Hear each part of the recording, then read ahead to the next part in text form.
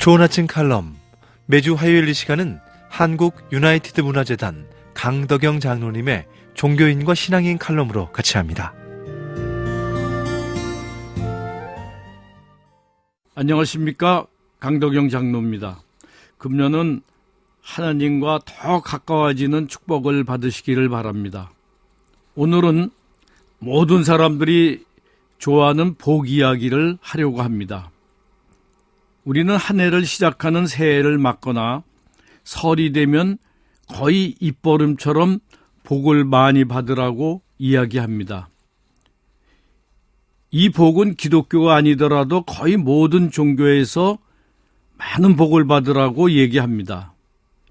교회에 가도 설교를 통해 복 받는 내용의 설교가 이어집니다. 사찰을 가도 복을 받기 위해 불공을 드리고 또 등을 매달아 한 해에 만수무강을 기원하는 신도들로 가득 메워집니다. 우리가 생각하는 복은 금년에도 돈 많이 벌고 건강하고 취직 잘 되게 해달라는 그런 류의 복입니다. 그러나 하나님께서 우리에게 주신 복의 개념은 그것들과 전혀 다른 차원의 복인 것을 알아야 합니다. 저는 우리 크리스찬들이 이 사실만큼은 분명히 깨달았으면 좋겠습니다. 크리스찬에게 복은 예수 그리스도를 믿는 것 그 자체가 더할 수 없는 가장 큰 복입니다.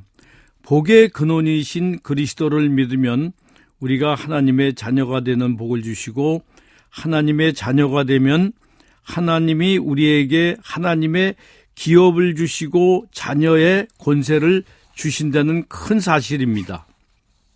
그러면 자동적으로 물질의 복, 건강의 복은 기본적으로 우리에게 오는 것이라는 사실입니다. 이 엄청나게 큰 복을 우리가 받게 되는 것이 얼마나 행복한 일인지 감격스럽지 않을 수가 없습니다. 예수님을 믿고 천국 가는 것 이상으로 큰 복이 더 있을까요?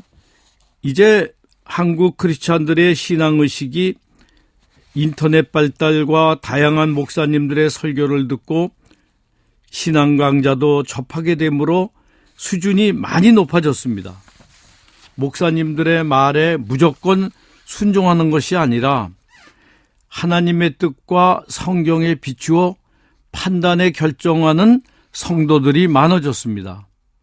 성도들이 이제는 성경에 어긋나는 설교를 들으면은 참으로 참지 못하는 사람들이 많아졌습니다. 목사님들도 예수님을 닮은 인격과 함께 신앙을 설교한 대로 실천하는 모범을 보이지 않으면 성도들에게 감동을 주지 못하는 시대가 되었습니다.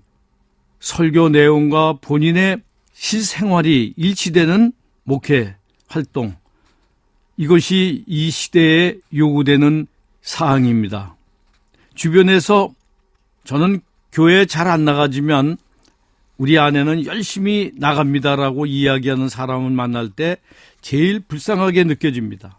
아내가 나가니 아내가 복을 받으면 나도 거기에 무임승차할 수 있으니 교회 안 나가도 된다는 것인지, 아니면 나도 따라서 교회에 나갈 가능성이 있다고 말하는 것인지 모르지만 기독교 신앙은 하나님과 1:1 관계로 비롯되는 것입니다.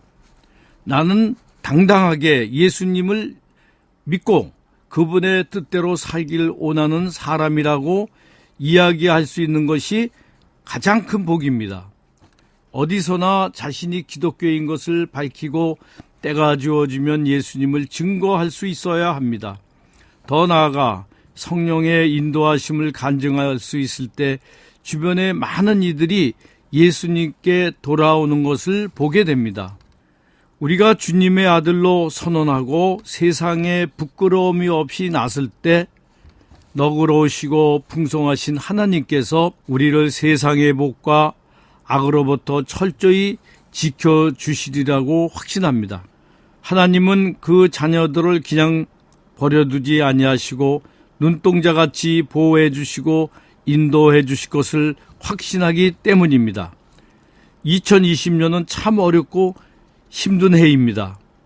그런 힘든 일이 많아도 주님을 의지하며 승리한 회가 되기를 기원합니다.